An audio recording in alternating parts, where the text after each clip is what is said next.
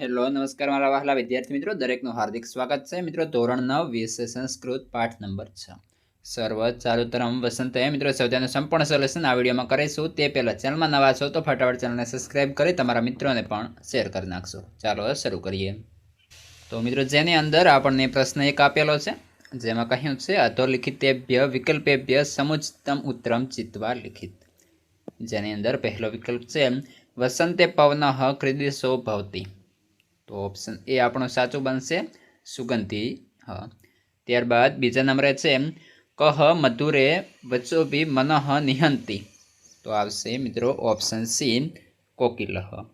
મિત્રો, આ સ્વાધ્યાય તમારે સંસ્કૃતના જે નોટબુક છે એની અંદર લખવાનું રહેશે.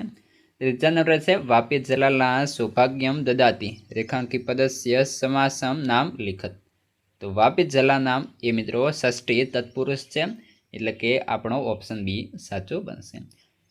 ત્યારબાદ પ્રશ્ન 4 છે પદમ શબ્દસ્ય અર્થ કહ. તો ઓપ્શન એ કમળ.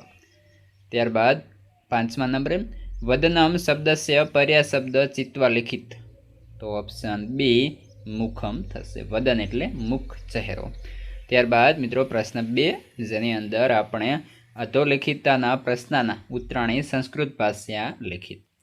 તે ઉપરાંત મિત્રો આપણી ચેનલ પર તમામ વિષયના સ્વાધ્યાય સોલ્યુશન, નકશા પોથી, સ્વાધ્યાય પોથી વગેરે તમામનું સોલ્યુશન ઉપલબ્ધ છે, જેની લિંક આ વિડીયો ડિસ્ક્રિપ્શનમાં મળી જશે.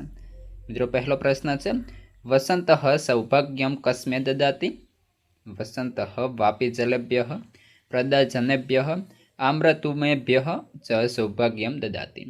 2 અલ્કા ક્રીદેશા સંતિ અલ્કા ચલા નીલા ચ સંતિ. ત્યારબાદ 3 લાક્ષાસર છીતાની વાસાંસી ક્રીદંશાની સંતિ લાક્ષાર સરંજિતાની વાસાંસી તનુની સંતિ. ત્યારબાદ 4 યુના મનઃ કહ હંતિ કોકિલઃ યુનઃ મનઃ હંતિ. ત્યારબાદ મિત્રો પ્રશ્ન 3 અધોલિખિતના પ્રશ્નના ઉત્તરાણ માતૃભાષામાં લિખિત. એટલે કે નીચેના પ્રશ્નોના જવાબ તમારી માતૃભાષામાં લખો. તો પહેલો પ્રશ્ન છે વસંત ઋતુ કોને કોને શું આપે છે. તો ઉત્તર છે વસંત ઋતુ વાવોના પાણીને, મણીઓના કંદોરાવાળીને, ચંદ્રની ક્રાંતિવાળી મહિલાઓને તેમજ મોરથી લચી પડેલા આંબાના વૃક્ષને સૌંદર્ય આપે છે. ત્યારબાદ આગળ પ્રશ્ન 2 કાવ્યને આધારે વસંત ઋતુ વિશે 5 વાક્ય લખો.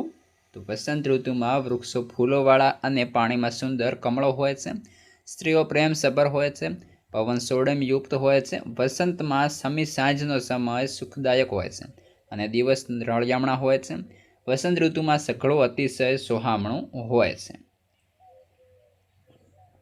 ત્યારબાદ મિત્રો આપણે પ્રશ્ન 4ની અંદર જોડકા જોડવાના છે. તો અહીં મિત્રો જે મેં સાચા જવાબ છે સામે લખી દીધા છે. જેમ કે જોઈએ તો કે સલિલમ તો પદ્મમ, ત્યારબાદ પ્રદોષઃ તો સુખાહ, પ્રમદા જનાનામ તો અલ્કેશુ, અને ગુરુણી વાસાંસી વિહાય જનઃ ધતે તો તનુની વાસાંસી. આ પ્રમાણે જે છે આપણે સંપૂર્ણ સોલ્યુશન મિત્રો અહીં પૂર્ણ થાય છે. હવે આગળના પાઠનું અને અન્ય વિષયનું સોલ્યુશનની લિંક આ વિડીયોના ડિસ્ક્રિપ્શનમાં મળી જશે, ત્યાંથી તમે સંપૂર્ણ લિંક મેળવી શકશો.